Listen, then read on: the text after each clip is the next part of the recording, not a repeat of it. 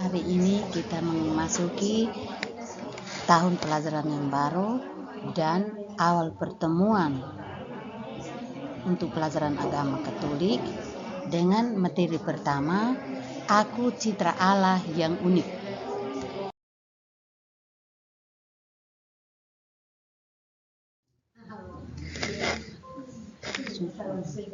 Tujuan pembelajaran hari ini adalah peserta didik pertama, membiasakan diri untuk bersyukur atas dirinya diciptakan sebagai citra Allah.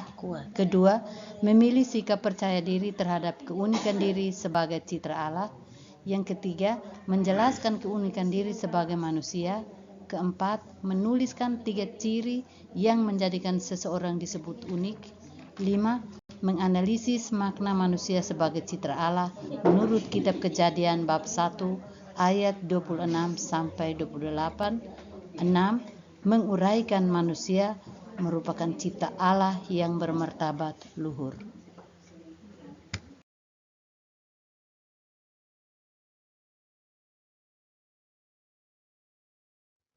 Ciri-ciri yang menjadikan seseorang disebut unik adalah yang pertama, fisik. Contoh ciri fisik yang pertama, rambut keriting, hidung mancung, warna kulit putih. Yang kedua, psikis. Contohnya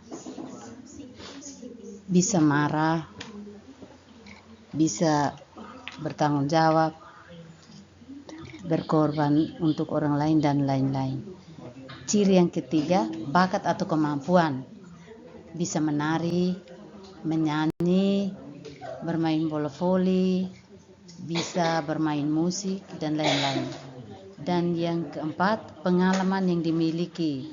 Ada pengalaman manis, pahit, suka dan duka.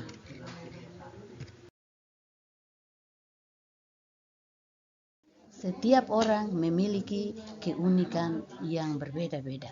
Oleh karena itu, maka sikap-sikap yang muncul dalam menghadapi keunikan adalah yang pertama, sikap positif serta pengalaman-pengalaman yang dimiliki, yakni menerima keunikan sebagai anugerah dan bangga bahwa dirinya berbeda. Bersyukur bahwa apapun yang ada pada dirinya merupakan pemberian Tuhan yang baik adanya.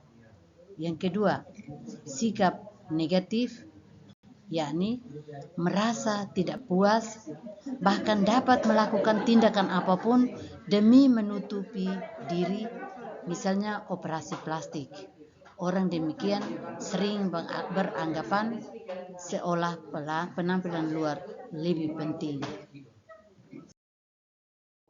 Mari kita lihat pandangan kitab suci tentang manusia sebagai citra Allah berdasarkan Kitab Kejadian bab 1 ayat 26 sampai 28.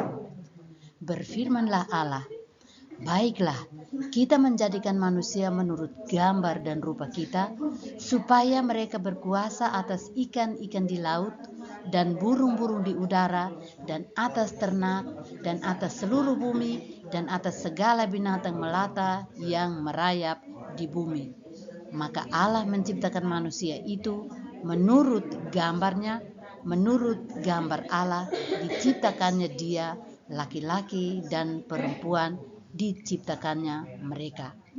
Allah memberkati mereka, lalu Allah berfirman kepada mereka, beranak cuculah dan bertambahlah banyak, penuhilah bumi dan taklukkanlah itu, berkuasalah atas ikan-ikan di laut dan burung-burung di udara dan atas segala binatang yang merayap di bumi. Demikianlah sabda Tuhan. Dalam kisah penciptaan dikatakan bahwa manusia diciptakan sebagai citra Allah. Artinya serupa dan segambar dengan Allah. Kata serupa dan segambar sekaligus melukiskan secara tepat bahwa manusia dan Allah berbeda. Sejauh terlukiskan dalam kitab suci, istilah citra Allah itu hanya dikatakan atau dikenakan pada manusia, tidak dikenakan pada ciptaan Tuhan lainnya. Hanya manusia yang disebut sebagai citra Allah. Karena manusia diciptakan sebagai citra Allah, manusia memiliki martabat sebagai pribadi. Ia bukan hanya sesuatu, melainkan seseorang. Ia mengenal diri sendiri, menjadi tuan atas diri sendiri, mengabdikan diri dalam kebebasan, dan hidup dalam kebersamaan dengan orang lain, dan dipanggil membangun relasi dengan Allah penciptanya. Sebagai citra Allah, manusia sepantasnya memancarkan diri Allah. Maka kalau Allah Maha Rahim, manusia pun harus penuh pengampunan. Kalau Allah Maha Baik, maka manusia pun harus bermurah hati. Sebagai citranya, Allah melengkapi manusia dengan akal budi, kebebasan, dan hati nurani. Kemampuan-kemampuan dasar itulah yang membedakan antara manusia dan ciptaan Tuhan lainnya. Ia adalah ciptaan Allah yang bermartabat luhur. Anak-anak, pelajaran kita sudah selesai. Di sini Ibu akan berikan beberapa tugas yang harus dikerjakan di rumah untuk dikumpulkan minggu depan. Tugas yang pertama, tulislah hal-hal yang menjadikan seseorang unik.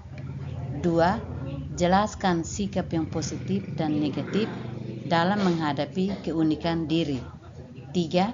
Jelaskan arti manusia sebagai citra Allah berdasarkan kitab Kejadian bab 1 ayat 1 sampai 30.